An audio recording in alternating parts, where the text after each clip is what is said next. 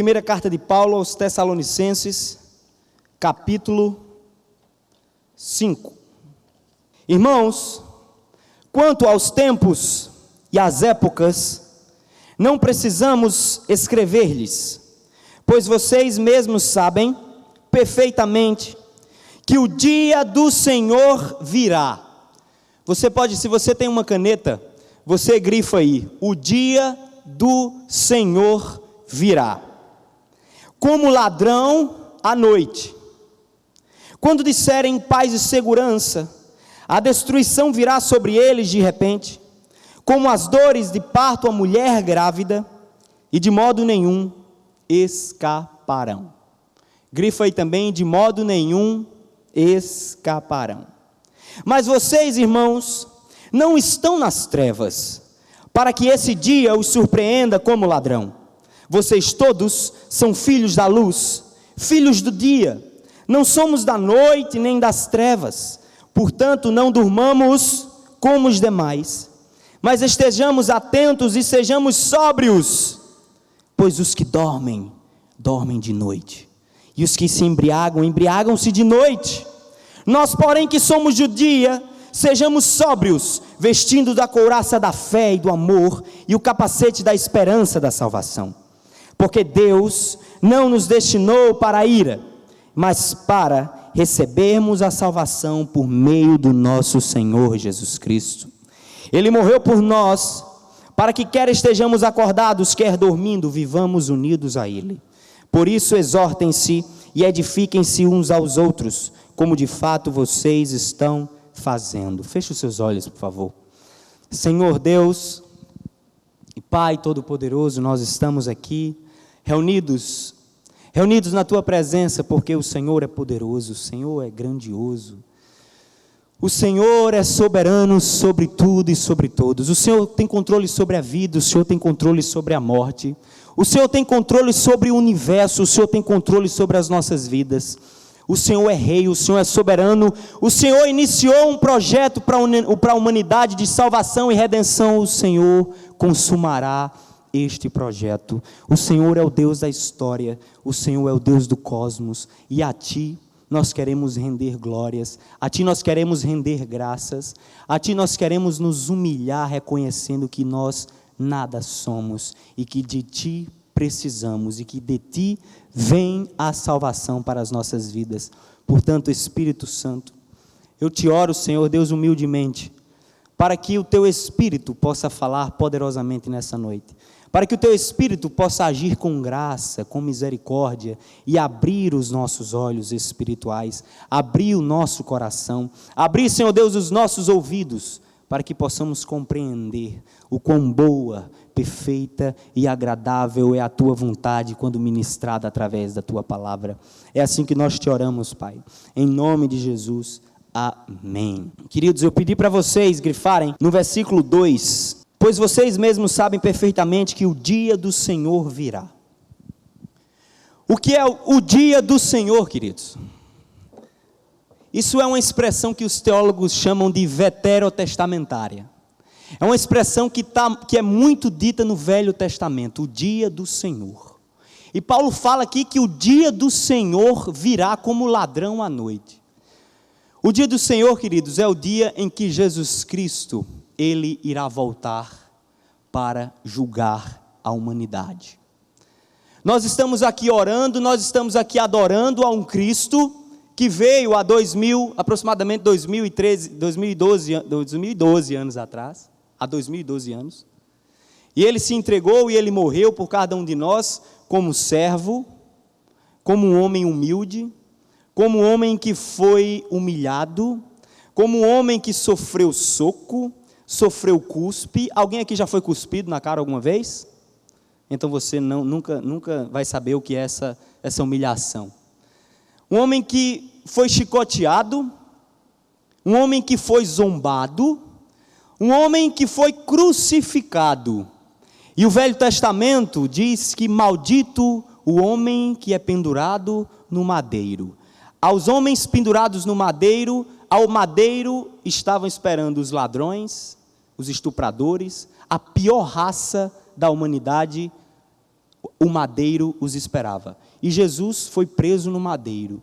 E para completar a humilhação, estava escrito lá em cima: Jesus, o Rei dos Judeus. Como forma de humilhação, porque estavam crucificando ali o Senhor como um louco, como um doido, como um subversivo. Jesus veio nessa forma de homem. Jesus veio nessa condição de servo, de humilde. Os homens da época aguardavam um Messias poderoso, aguardavam um Messias que viesse com uma espada, passando na cabeça de Herodes, passando na cabeça de todos aqueles que subjugavam os judeus. E vem um Messias daquela forma, um homem humilde, um homem que talvez se entrasse pelaquela porta, você não permitisse que ele sentasse ao seu lado. De tão simples e de tão humilde. De tão simples e de tão humilde, talvez Jesus, se na época de Jesus você passasse ao lado dele, ele seria aquela pessoa que não chamaria a sua atenção de forma alguma.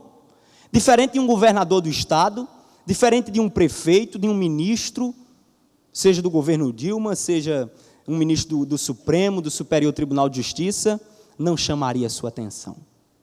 Ele passaria por você, na época dele, e você. E aqui Paulo está dizendo, depois da ressurreição de Cristo, que Jesus iria voltar, que o grande dia do Senhor virá, o grande dia do Senhor virá como um ladrão. Jesus voltará, pessoal, assim como ele prometeu, quando Deus fez uma aliança com Abraão, que o Messias viria. Jesus também disse que voltaria para julgar aqueles que estão esperando ele e aqueles que estão vivendo por aí. O julgamento final é a pregação de hoje. O julgamento final. E aí, nesse texto, eu gostaria de extrair apenas 4 princípios acerca do julgamento final, que é um assunto, inclusive, muito debatido no meio teológico, que é um assunto, inclusive, que gera a dúvida de muita gente. O primeiro ponto que eu gostaria de trazer para vocês, acerca da segunda vinda de Jesus, a primeira vinda ele veio como um servo, um carpinteiro, uma pessoa simples. Essa segunda vinda, pessoal, ele virá como Senhor. Ele virá com poder, com glória. A Bíblia diz que os céus se romperão para a entrada do Rei dos Reis e do Senhor dos Senhores.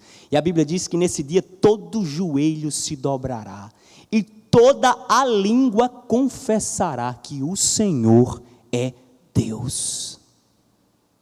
Nessa segunda vinda ele virá com juízo para aqueles que não acreditam nele, e ele virá. E eu gostaria de trazer 4 princípios acerca do dia do Senhor. Quando você lê na Bíblia o dia do Senhor, bote isso na sua cabeça. Tem a ver com a intervenção extraordinária de Deus na humanidade.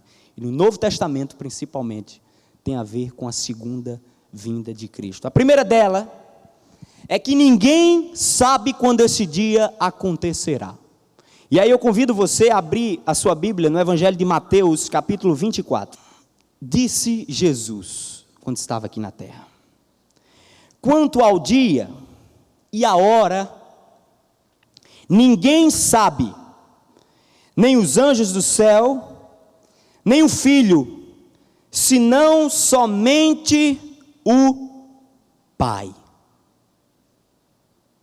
Como foi nos dias de Noé, assim também será na vinda do Filho do Homem. Vou passar só nesse 36. Ninguém sabe quando será. Ah, Davi, e para que essa informação? Por que Jesus deixou essa informação para a gente? Alguém pode se perguntar.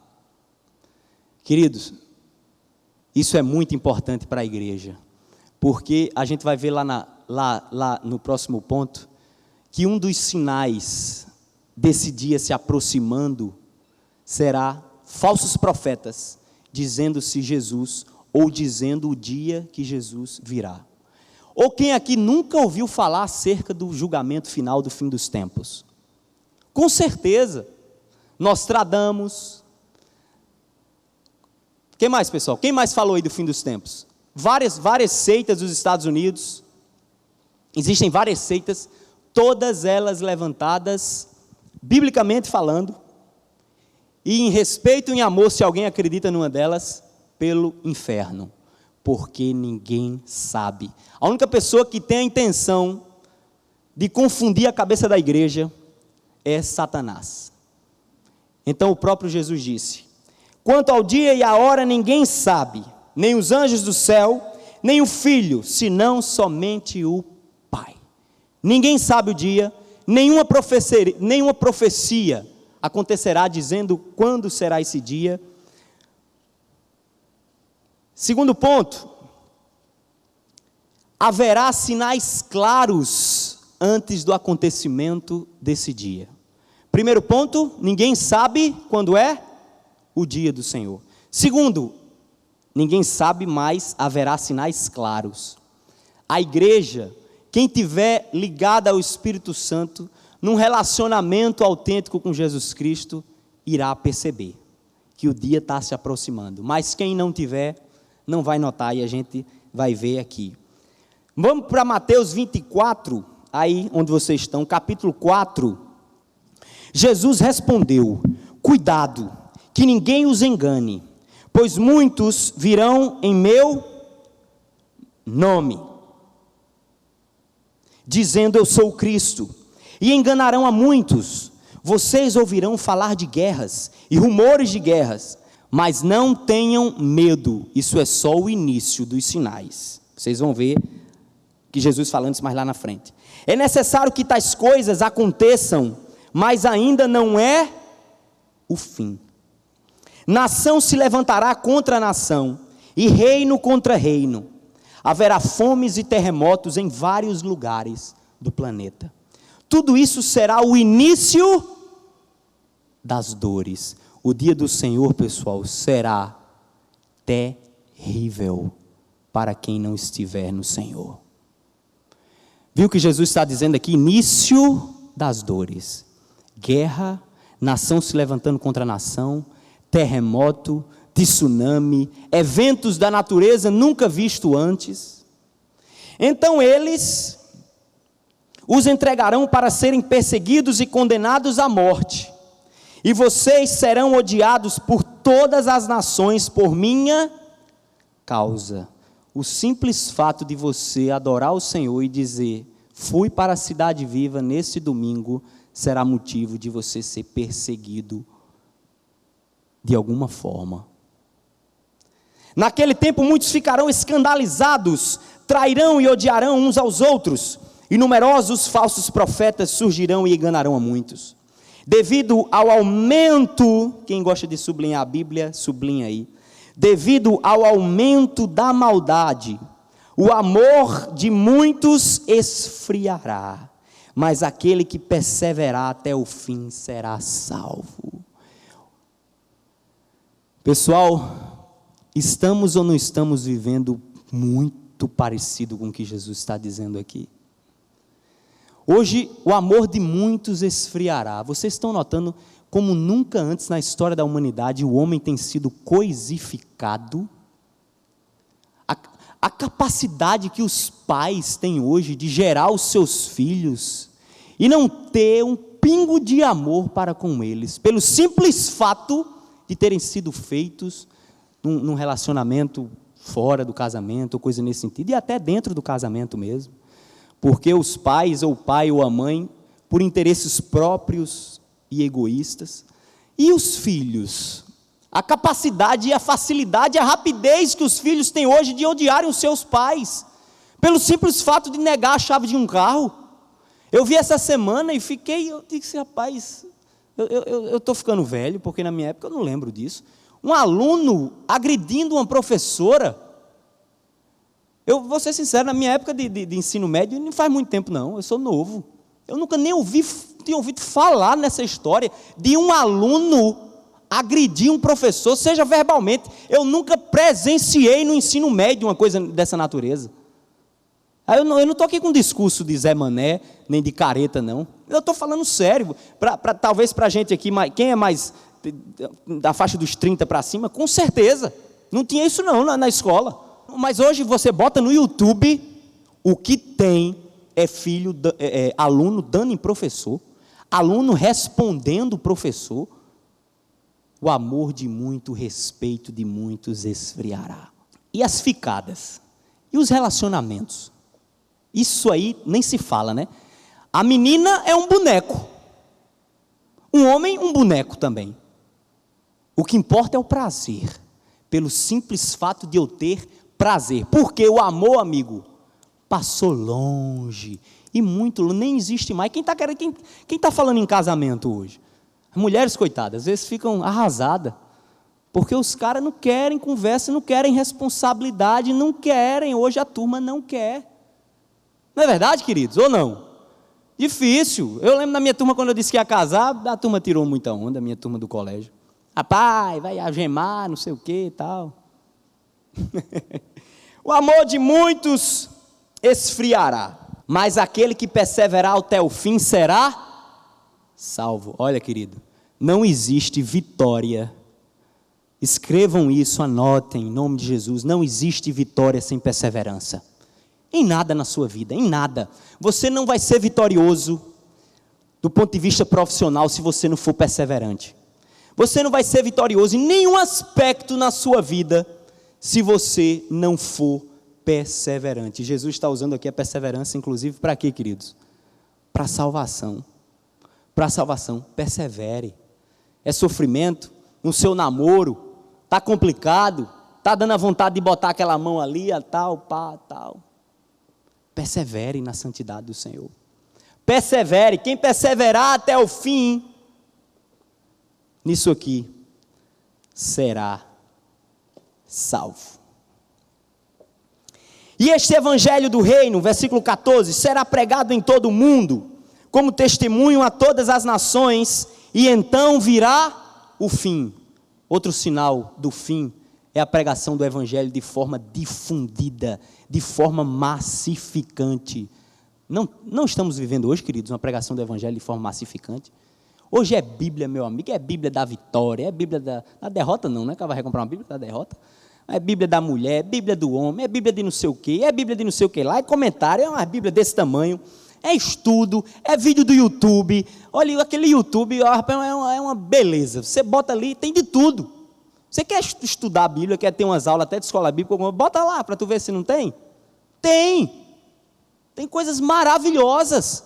O pessoal está produzindo aqui na comunidade. O pastor Sérgio dá aula de escola bíblica através da internet.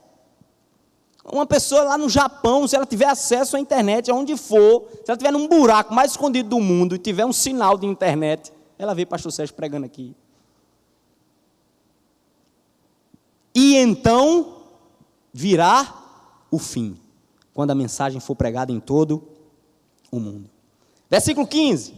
Assim, quando vocês virem o sacrilégio terrível, o anticristo, do qual falou o profeta Daniel no lugar santo, quem lê entenda, então os que estiverem na Judéia fujam para os montes. Quem estiver no telhado de sua casa não desça para tirar dela coisa alguma. Quem estiver no campo não volte para pegar o seu manto. Pessoal, isso é uma característica, uma situação de quê? Uma situação de desespero. O dia do Senhor, para alguns, será de desespero terrível. E a pessoa vai desejar morrer em outra parte da Bíblia e não vai conseguir. Como serão terríveis aqueles dias para as grávidas. A minha esposa está grávida, eu sei o cuidado que uma mãe tem com o seu filho. Até me botar para dormir no chão, minha esposa quer, com medo que eu vire de noite e bata na barriga dela. É um cuidado, é um carinho. Olha, toque no filho. Ave, meu Deus do céu. A mãe vira um bicho. Como serão terríveis aqueles dias para as grávidas e para as que estiverem amamentando. Orem para que a fuga de vocês não aconteça no inverno nem no sábado. Fuga, perseguição. Porque haverá então grande tribulação, como nunca houve desde o princípio do mundo até agora, nem jamais haverá. Quem aqui já estudou o nazismo? Quem aqui já viu aquele judeu naquelas câmaras de gás? Aquilo é terrível, né, pessoal? Fichinha para o dia do Senhor. Fichinha para a grande tribulação. Fichinha. Aquilo ali é só a entrada. Quando você vai almoçar, quando você vai jantar, não tem entrada, né? Aí vem uma azeitonazinha, vem um ovinho de codorna, aí você come aquilo, vai comendo, rapaz, isso aqui não alimenta não. Cadê a comida? Cadê a galinha? Cadê o macarrão? O nazismo, aquilo ali foi só a codorna, foi só a azeitona, tá certo? Porque haverá então grande tribulação como nunca houve desde o princípio do mundo até agora, nem jamais haverá. Se aqueles dias não fossem abreviados, ninguém sobreviveria. Dor, sofrimento, perseguição. Jesus está dizendo, se não fosse abreviado o dia do Senhor, o dia da tribulação, o grande dia do julgamento, ninguém sobreviveria. Mas por causa dos eleitos, aqueles dias serão abreviados. Se então alguém lhes disser, vejam, aqui está o Cristo, ou ali está ele, não acreditem. 24.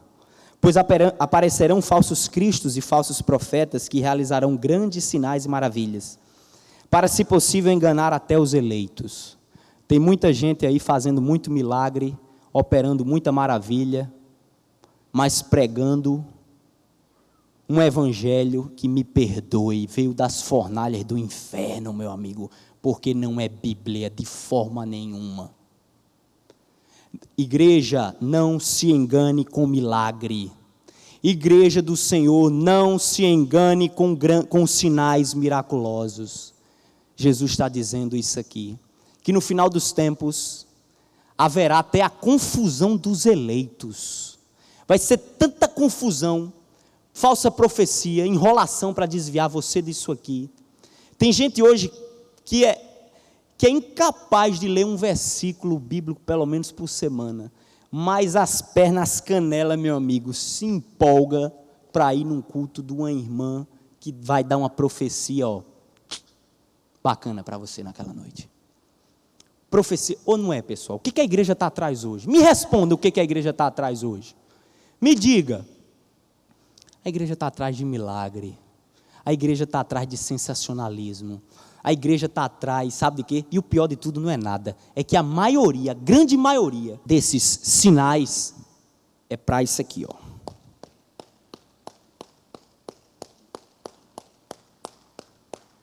É para isso aqui, Ó a igreja enchendo os cultos, Olha. Enche aqui, enche aqui.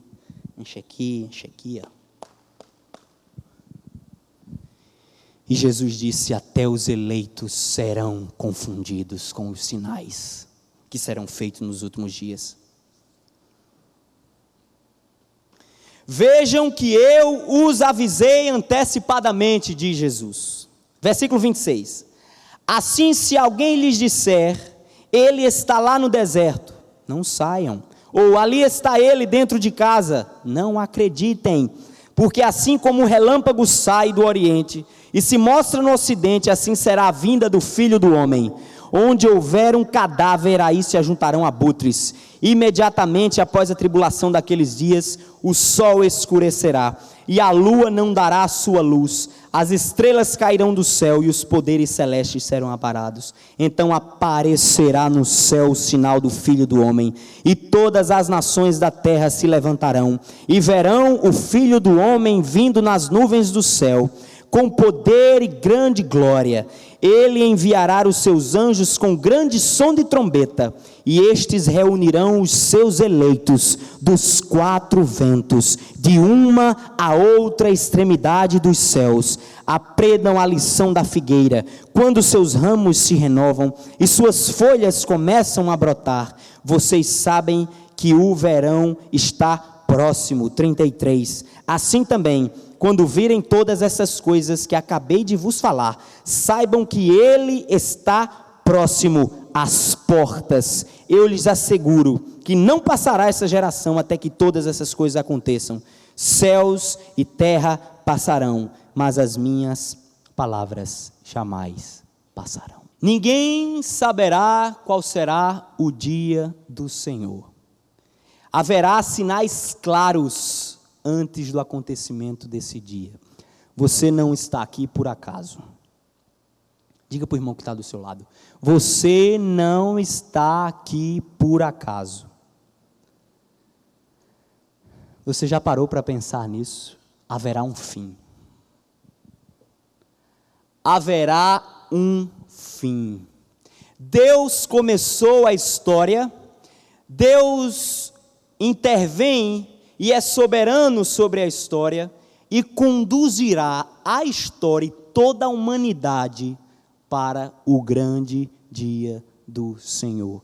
Queira você queira acreditar ou não, isso irá acontecer, igreja. Primeiro ponto, ninguém sabe quando será. Segundo ponto, haverá sinais claros antes desse dia. Terceiro ponto, ocorrerá de forma repentina e destruidora para os incrédulos. Vamos voltar lá para 1 Tessalonicenses 5. Irmãos, quanto aos tempos e épocas, não precisamos escrever-lhes, pois vocês mesmos sabem perfeitamente que o dia do Senhor, agora você sabe o que é o dia do Senhor, virá como ladrão à noite. Quando disserem paz e segurança, a destruição virá sobre eles de repente, como as dores de um parto à mulher grávida, e de modo nenhum escaparão. Ocorrerá de forma repentina e destruidora para os incrédulos. Esse é o terceiro ponto. Quem estiver em Cristo notará claramente a aproximação do perigo. Quem não estiver será pego de horrenda surpresa. Lá em Mateus 24, Jesus diz que o dia do Senhor é comparado a dilúvio que ocorreu na época de Noé. Jesus disse que na época de Noé ninguém percebeu que o dilúvio viria a acontecer, a não ser quando os homens começaram a olhar para baixo e começaram a ver brotar água da terra. Imaginem o pessoal olhando para um lado e vendo verdadeiros tsunamis, porque você cobrir a terra toda de água, eu não imagino que foi chuvinha de gotinha d'água, né, pessoal? Foi chuva, a Bíblia diz que as comportas, os cientistas, vocês sabiam que os cientistas atestam a plausibilidade da ocorrência de Noé, do evento de Noé? Eles dizem que na história foi constatado que em um determinado período o eixo da terra ele se moveu. E movendo-se o eixo da terra, eles dizem que há uma grande probabilidade de fendas se abrirem e a água inundar toda a superfície terrestre. E se somar com chuva, perfeitamente possível. Eu estava olhando, existem cientistas que defendem perfeitamente isso. E a Bíblia diz que Deus olha para aquela geração de Noé, geração incrédula, geração pecadora, geração que tinha esquecido de Deus há muito tempo. Geração, vamos comparar a geração de hoje, geração que vinha para os cultos, geração que vivia de jornada em jornada, mas durante a semana vive como se Cristo nunca houvesse existido na sua vida. E a Bíblia diz que os homens só tomaram conhecimento do dilúvio na hora que ele aconteceu. Assim será o dia do Senhor. Será de surpresa, pessoal. De surpresa. Você não se engane. Eu conheci um senhor de idade que uma vez ele disse: Davi, negócio de Jesus e tal. Quer dizer que uma prostituta, essa pessoa já de idade, eu conversando com ela e ela me rebatendo. Ela disse: quer dizer que uma prostituta, um ladrão, um assassino, ele faz, ele pinta, ele borda, aí de repente ele se converte, Aí Jesus cura os pecados dele, está tudo em ordem. Ah, meu amigo, então pronto, eu vou viver na fuleiragem, eu vou viver no desmantelo. Quando chegar perto assim, eu aceito Jesus, professo a fé nele e você salvo, está certo? Eu disse, se Deus lhe der a oportunidade, ao menos, de você saber a hora que você vai morrer, o minuto, o segundo e o dia, Deus queira que isso aconteça. Agora espero que isso não aconteça num acidente de carro, numa coisa nesse sentido. Quem sabe o dia que vai morrer, pessoal? Ninguém sabe, muito menos o dia em que o Senhor voltará. A Bíblia diz que ele vem como um ladrão à noite. Quem aqui mora em casa? Alguém tem casa? Mora em casa, e não apartamento, que lá em São Paulo o pessoal está arrombando apartamento. Mas um ladrão, quando ele vai invadir uma casa, por que a comparação ao ladrão? Ele avisa, ele manda uma correspondência, ele diz, olha, no dia 20 de outubro eu vou arrombar a sua casa, tá certo? Então você deixa... Não avisa não. É de forma repentina. Quem aqui já sofreu um assalto? Alguém aqui já sofreu um assalto? O coração bate, não bate, meu amigo? Hein? Você acha que vai morrer, não vai? Aquele... Eu já sofri um assalto, eu achei, pronto, o cara vai me dar uma facada agora, eu vou me acabar aqui, vai morrer, vai acabar tudo. Imagine o dia do Senhor. Só que quando vier o dia do Senhor, pessoal, aqueles que não estiverem em Cristo não mais poderão voltar atrás. Você sabia disso?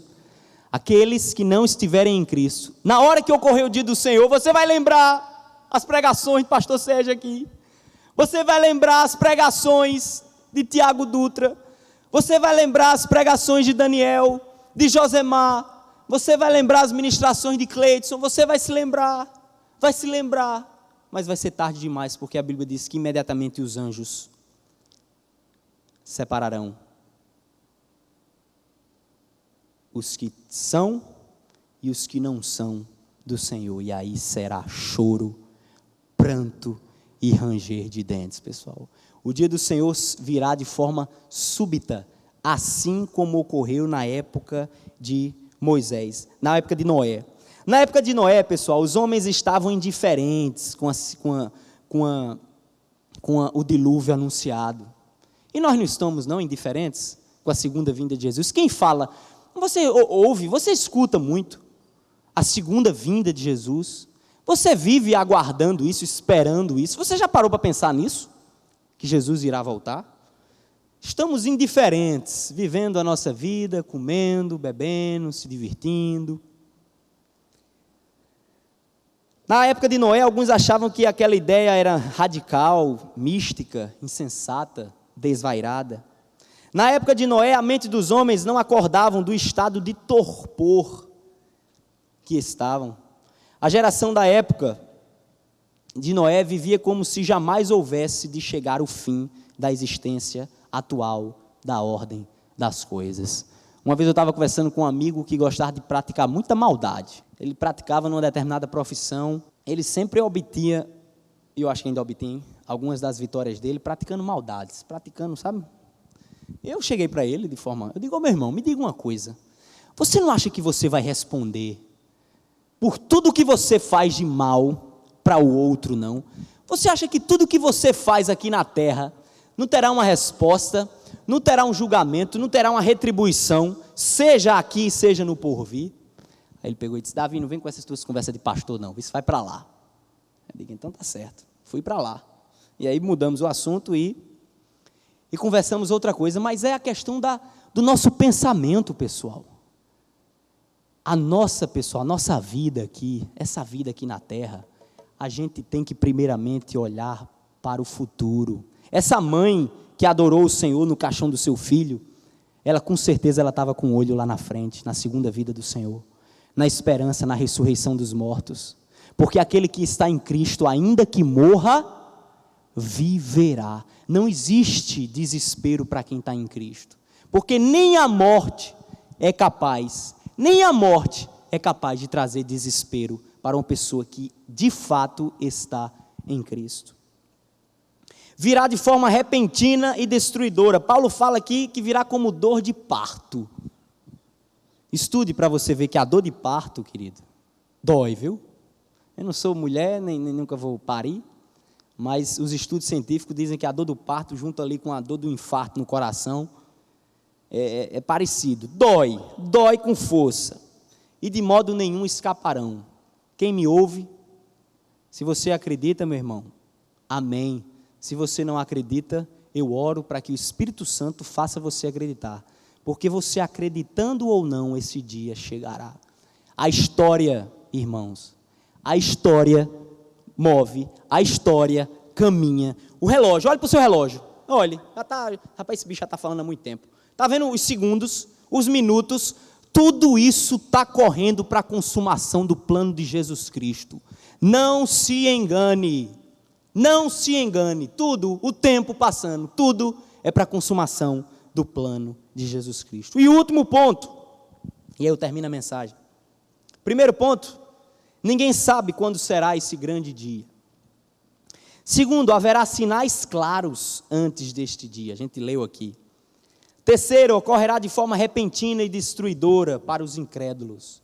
E o quarto e último ponto, nós devemos estar alertas e vigilantes em Cristo, o nosso Salvador. Não durmamos, temos que ficar atentos. E só uma coisa pode nos deixar atentos, queridos: o relacionamento autêntico com Jesus Cristo. Botem isso na cabeça de vocês. A única coisa que pode deixar você acordado nessa sua vida aqui na terra, para as coisas espirituais, é o seu relacionamento com Jesus Cristo.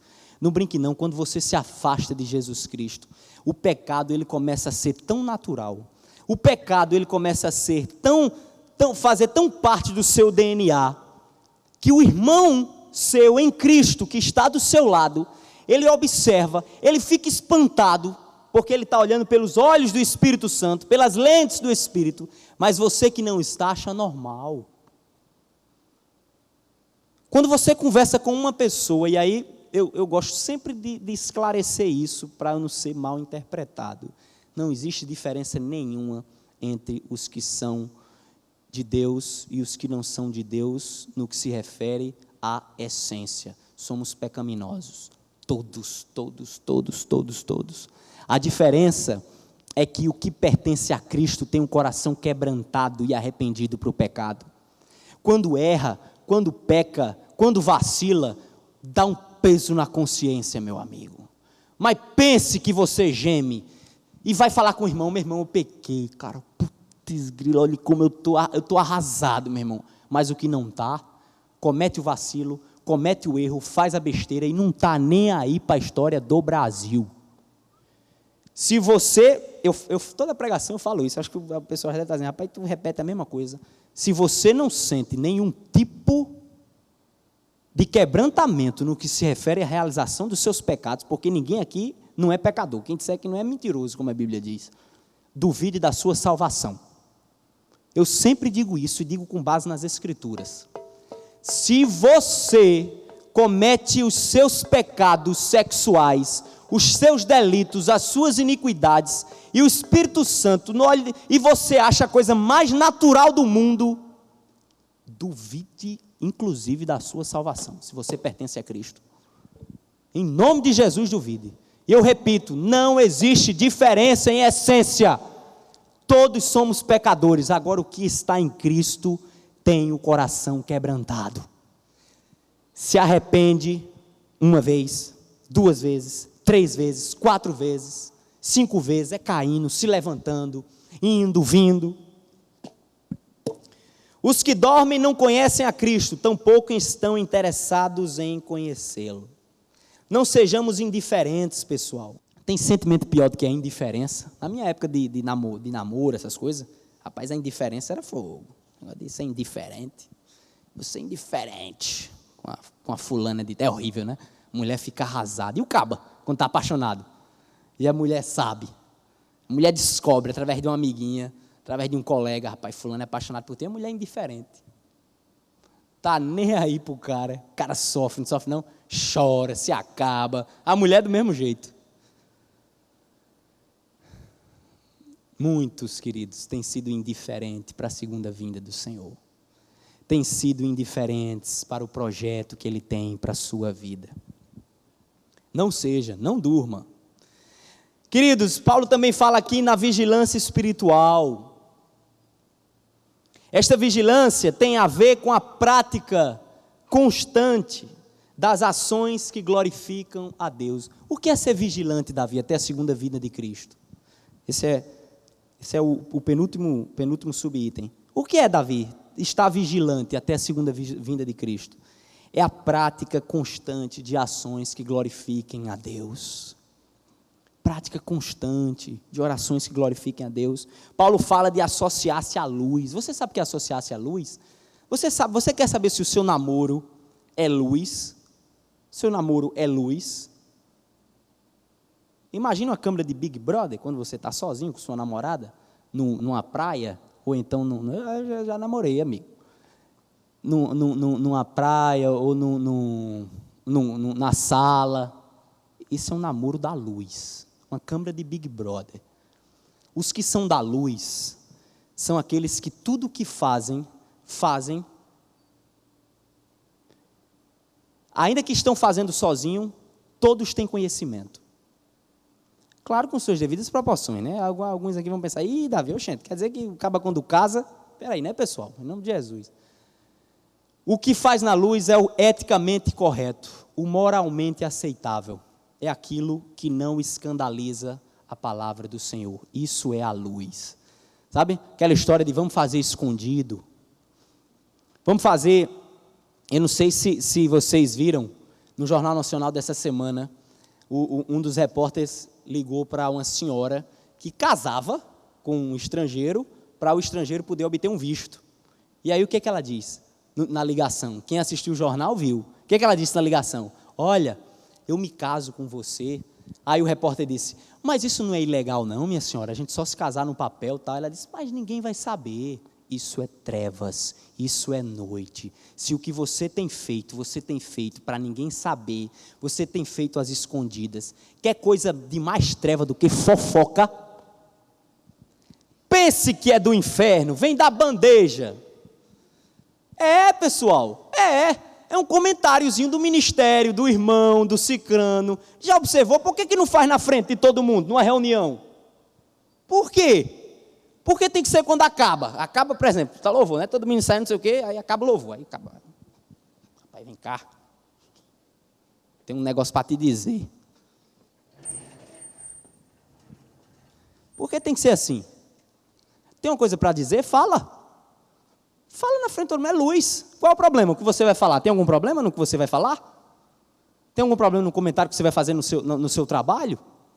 Hein? Você que gosta de kiki, sem ninguém saber, é treva. Treva, luz. Paulo está dizendo aqui, andemos na luz. O que a gente faça na luz. E, queridos, essas nossas práticas não devem ser feitas somente em relação à vinda de Jesus, mas também em relação aos atos de juízo no mundo que irão pegar a nossa vida. Me diga uma coisa, vamos lá, você disse, Davi, eu sou de Jesus, eu tenho certeza, eu sou um eleito e tal, então eu vou mandar brasa. Querido, a lei da colheita, viu? É para salvos e para não salvos. Poxa, Davi, que conversa é essa? O ladrão da cruz, não tiveram dois ladrões, não foi? Um foi salvo, não foi? Jesus não perdoou o pecado, não perdoou de um deles. Perdoou ou não perdoou, pessoal? Disse ou não disse que hoje mesmo estaria com ele no paraíso? Disse ou não disse? Disse. Ele deixou de ser crucificado, foi? Ele cumpriu ou não cumpriu a pena dos homens? Cumpriu. Então, cuidado, muito cuidado. Tem gente que confunde demais essa questão da graça de Deus, da paciência de Deus, da misericórdia de Deus, com o fato de estar aqui na igreja, adorando. Jesus vai me perdoar. Tem gente que já vai pecando, dizendo que Jesus vai perdoar. Né? O cara já vai lá com não, mas Jesus vai me perdoar. Com certeza. Agora os atos e as consequências do seu pecado, você vai responder por elas, porque Deus é um Deus responsável. Deus é um Deus de responsabilidade. Ora, o direito civil está aí para você responder, tá certo? Versículo 8. Nós, porém, que somos judias, sejamos sóbrios, vestindo a couraça da fé e do amor e o capacete da esperança da salvação. Efésios fala na questão da armadura do crente, né? E tal proteção, pessoal, permitia a proteção de guerra. Ele protegia o coração, protegia os pulmões, protegia os órgãos vitais. Permitia que um indivíduo se ocupasse ativamente no combate, com a confiança relativa que podia sofrer golpes severos e não letais. Couraça da fé. Eita, Davi, o que foi que tu falou? Um bocado de coisa bacana aí, bonita, mas não entendi nada. Se eu boto uma armadura e vou para uma guerra, e o cara que botou aquela armadura em mim diz, olha, pode ir, meu amigo, você vai levar bala, você vai levar tiro, você vai levar o que espadada, você não vai morrer. Não vai morrer. Você vai ou não vai com a faca nos dentes para a guerra? Vai ou não vai, queridos? Vai ou não vai?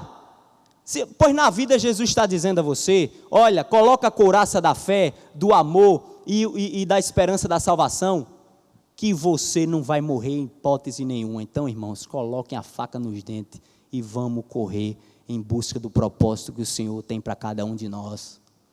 Não vamos ter medo não das circunstâncias, não vamos ter medo não das tribulações, porque o que é a fé? A esperança naquilo que não vemos. Devemos vestir a couraça da fé e do amor. O que é o amor? São ações, são atitudes que não esperamos nada em troca. E a salvação, queridos, a esperança na salvação é a esperança desse dia que irá acontecer. O dia do Senhor.